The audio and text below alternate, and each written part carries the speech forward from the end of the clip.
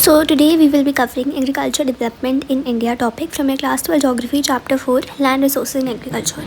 So अगर हम India की बात करें तो जो इंडिया की एग्रीकल्चरल इकोनॉमी रही है इंडिपेंडेंस से पहले, तो वो सबसिस्टेंस in नेचर रही है. मतलब कि जो हमने दो टाइप्स की बात करी थी, सबसिस्टेंस और इंटेंसिव. तो सबसिस्टेंस वो होती है जो हम उतना क्रॉप का प्रोडक्शन करते हैं विच विल बी सेटिस्फैक्ट्री, या फिर जो हमें सस्टेन करने के लिए काफ़ी हो.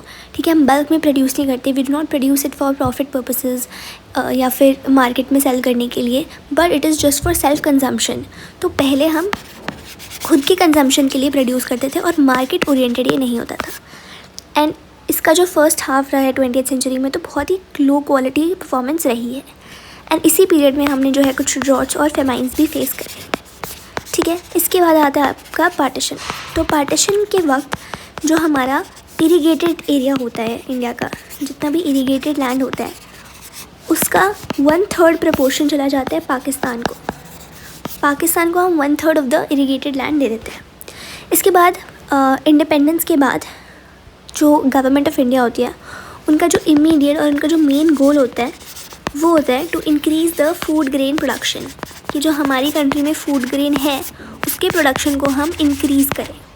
तो वो कैसे करेंगे, उनके लिए क्या उन्होंने स्ट्रैटेजी सोची या क्या स्टेप्स सोचे. तो वो 3 स्टेप्स उन्होंने सोचे थे. सबसे पहला जो स्टेप था वो था कि हम कैश क्रॉप से फूड क्रॉप्स पे स्विच करेंगे. सबसे पहला ये पॉइंट था. अब कैश क्रॉप्स जो होते थे वो ब्रिटिशर्स ने इंट्रोड्यूस करे थे which was for the profit purpose. ठीक है, प्रॉफिट कमाने के लिए कैश क्रॉप्स यूज़ होते हैं.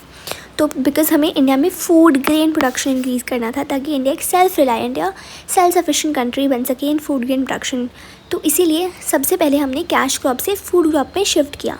सेकेंड चीज़, जो कल्टिवेटेड लैंड है, जो ऑलरेडी आप जिस लैंड को कल्टिवेट कर रहे हो, तो जो ऑलरेडी कल्टिवेबल लैंड है, कल्टिवेटेड लैंड है, जो आपने ऑलरेडी जिस लैंड पे आप कल्टिवेट कर रहे हो, उस क्रॉप का उस एरिया का इंटेंसिफिकेशन हो. मतलब क्रॉप इंटेंसिफिकेशन, इंटेंसिवली उस एरिया को प्रोड्यूस करना, high yield, high productivity of that particular land on which you are already producing the crops. तो ये सेकेंड पॉइंट हो गया. थर्डली क्या हमें करना था, थर्ड स्ट्रैटेजी उन्होंने क्या सोची थी कि आप का जो कल्टिवेटेड एरिया है उसको आप इंक्रीज़ करो.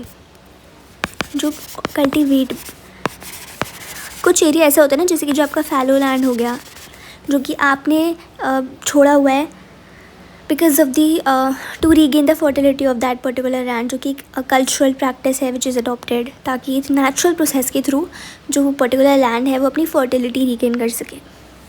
तो जो ये फैलो लैंड हो गए या जो कल्टिवेबल लैंड है उसको आप लो एंड उससे अपनी जो कल्टिवेबल एरिया है उसको इंक्रीज़ करो, मतलब और क्रॉप्स करो.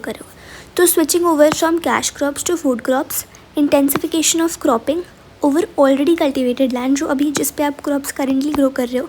एंड थर्ड है कि कल्टिवेटेड एरिया को इंक्रीज़ करो. कैसे, जो कल्टिवेबल और जो फैलो लैंड है उसको ला के. ठीक है, तो ये कुछ स्ट्रैटेजी और गोल्स रहे हैं गवर्नमेंट ऑफ इंडिया के आफ्टर द इंडिपेंडेंस, कि हम जो है अपना फूड ग्रेन प्रोडक्शन इंक्रीज़ करें. 3 स्टेप्स के थ्रू हमने ये बात करी, ये स्ट्रैटेजी रही है. बिकॉज जो 1/3 ऑफ इरीगेटेड लैंड था वो पाकिस्तान को चला गया था, जिसकी वजह से हमारी कंट्री में जो प्रपोर्शन था इरीगेटेड एरिया का वो रिड्यूस हो गया था. उसके बाद इनिशियली ये जो स्ट्रैटेजी हमने देखी कि कैश क्रॉप्स में फूड क्रॉप्स को स्विच करना, इंटेंसिफिकेशन करना क्रॉप्स का, कल्टिवेटेड एरिया को इंक्रीज़ करना, तो ये कुछ टाइम तक तो हमें ये स्ट्रैटेजी हेल्प करी फूड ग्रेन प्रोडक्शन को बढ़ाने में. बट लेटर ऑन ये जो पूरा जो हमारा एग्रीकल्चरल प्रोडक्शन था वो स्टेगनेट हो गया था. स्टेगनेट मतलब ना ही तो वो इंक्रीज़ कर रहा था और ना ही तो वो डिक्रीज़ कर रहा था, वो स्टेबल स्टेगनेट हो गया था लेट 1950s में. और इसी प्रॉब्लम को ओवरकम करने के लिए, कौन सी प्रॉब्लम की जो एग्रीकल्चरल प्रोडक्शन है उसे हमें इंक्रीज़ करनी है बट वो इंक्रीज़ नहीं कर रही, वो स्टेगनेट हो गई. तो इसी प्रॉब्लम को ओवरकम करने के लिए हमने जो है इंटेंसिव एग्रीकल्चरल डिस्ट्रिक्ट प्रोग्राम और इंटेंसिव एग्रीकल्चरल एरिया प्रोग्राम को लॉन्च किया. बट उसके बाद और 2 कंसेक्यूटिव ड्रॉट्स आते हैं मिड 1960s में, जिसकी वजह से फूड क्राइसिस हमें देखने को मिलता है. एंड इसी फूड क्राइसिस की वजह से फूड ग्रेन्स को बाकी कंट्रीज से हम इम्पोर्ट करते हैं. तो यहाँ पे ही फूड ग्रेन से इम्पोर्ट करते हैं. जैसे USA से जब हम मांगते थे, जो उनका सबसे लो क्वालिटी फूड ग्रेन्स होते थे वो हमें इम्पोर्ट करते थे. क्यों करना पड़ा इम्पोर्ट, क्योंकि फूड क्राइसिस हो गई थी. क्यों हुई थी food crisis, because of 2 consecutive droughts. और ये कब देखने को हमें मिले थे, मिड 1960s. आफ्टर इम्प्लीमेंटिंग, मतलब ये जो जितने भी प्रोग्राम्स हमने इंट्रोड्यूस करे, इंटेंसिव एग्रीकल्चरल डिस्ट्रिक्ट प्रोग्राम हो गया, इंटेंसिव एग्रीकल्चर एरिया प्रोग्राम हो गया, इसके बावजूद भी फूड क्राइसिस हमें देखने को मिला. Next, new seed varieties of wheat and rice known as high yielding varieties were available for cultivation by mid 1960s. तो हमने क्या किया, हमने मेक्सिको से व्हीट और फिलीपीन से हमने राइस, इनकी जो हाई यील्डिंग वेराइटी सीड्स होते हैं वो हमने मंगवाए कल्टिवेशन के लिए. तो इंडिया ने फ़ायदा उठाया इस एडवांटेज का. इंडिया ने इंट्रोड्यूस करी पैकेज टेक्नोलॉजी. अब ये पैकेज टेक्नोलॉजी क्या चीज़ है, इसमें आपको high yielding variety seeds, fertilisers, pesticides और ये सारी चीज़ें मिलती हैं along with your HYV seeds. And इसको आप इरीगेटेड एरियाज़ में यूज़ करते हो बिकॉज एक बेसिक प्रीरिक्विजिट है इसके सक्सेस के लिए कि आपका जो है प्रॉपर इरीगेशन होनी चाहिए, लैंड की proper supply of soil moisture होना चाहिए थ्रू इरीगेशन. इसी वजह से आपका जो है ये सक्सेस हो पाएगा इस पर्टिकुलर पैकेज टेक्नोलॉजी का. इसी स्ट्रैटेजी को जो हम एग्रीकल्चर डेवलपमेंट की बात कर रहे हैं, इसने फटाफट से जो है हमें रिज़ल्ट दिए और फूड ग्रेन प्रोडक्शन को बहुत ही फास्ट रेट में इंक्रीज़ किया. एंड ये जो एग्रीकल्चर ग्रोथ है इसको ही हमने ग्रीन रेवोल्यूशन बोला, जिसकी वजह से large number of agro imports, agro processing industries, small scale industries, ये सारी चीज़ें आई. एंड इसी स्ट्रैटेजी ने हमारी कंट्री को सेल्फ रिलायंट बना दिया इन food grain production.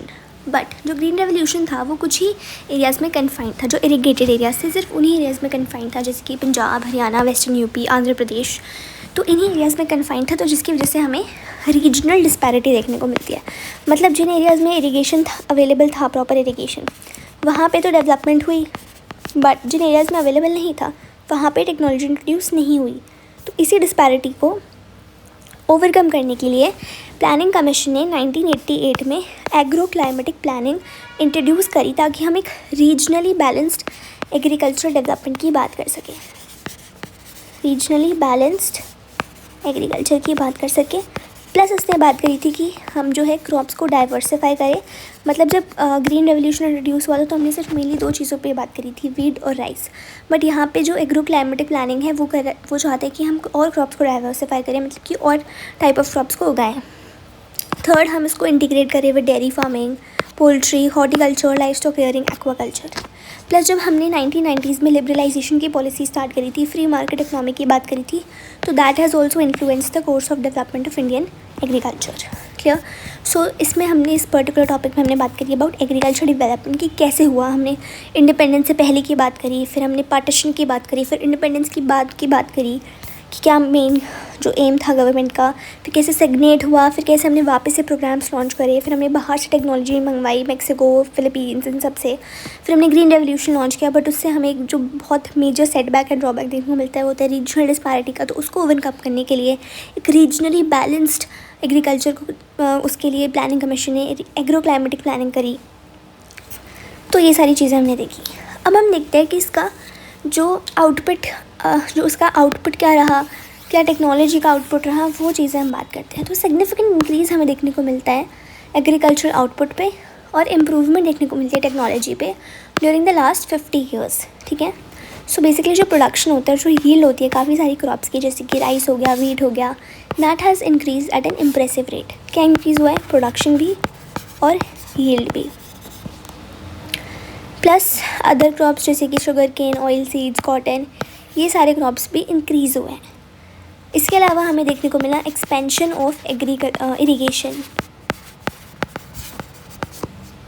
which has helped in enhancing agricultural output, and it also provides the basis for introduction of modern agricultural technology such as high yielding varieties of seeds, chemical fertilizers, pesticides and farm machinery, and the net irrigated area in the country has also increased. क्योंकि अगर आपके में assured proper irrigation है, then only you will be able to take the maximum benefits from this package technology. You will be able to use high yielding variety seeds, क्योंकि high yielding variety seeds आप तभी use कर पाओगे अगर आपके soil में adequate moisture हो, adequate irrigation हो, इसी के साथ साथ chemical fertilizers, pesticides.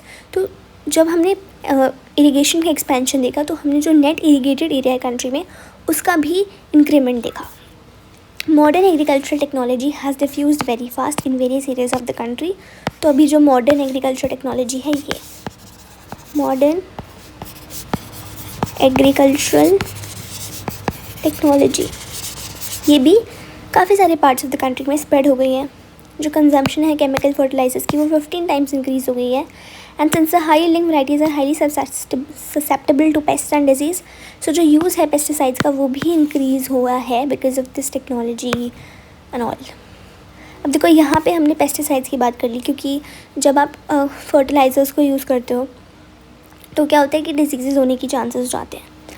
फिर गवर्नमेंट ने लॉन्च किया था एक national mission for sustainable agriculture, जिसका मेन एम था प्रोडक्टिविटी बाय सस्टेनेबिलिटी, एंड ये लॉन्च हुआ था इन 2014 to 15। एंड इसमें जो गवर्नमेंट का एम था कि वो एग्रीकल्चर को और ज़्यादा प्रोडक्टिव, सस्टेनेबल, रेम्यूनरेटिव और क्लाइमेट रेजिलिएंट बनाए bye promoting composite farming systems, ताकि हम जो नेचुरल रिसोर्सेज हैं उनको कंजर्व कर सकें। प्लस गवर्नमेंट जो है ऑर्गेनिक फार्मिंग को प्रमोट कर रही है, और स्कीम्स जैसे कि राष्ट्रीय विकास योजना, परंपरागत कृषि विकास योजना, तो ये सारी चीज़ें। प्लस एक फार्मर्स पोर्टल ऑफ इंडिया भी है which basically helps the farmers to seek any information which is related to agriculture. तो farmer insurance, agriculture storage, crops, pesticides, farm machineries, इन सब चीज़ों के बारे में इन्फॉर्मेशन फार्मर्स को प्रोवाइड की जाती है using this farmers portal. Clear? So that was all for this topic, and that's it for this video as well.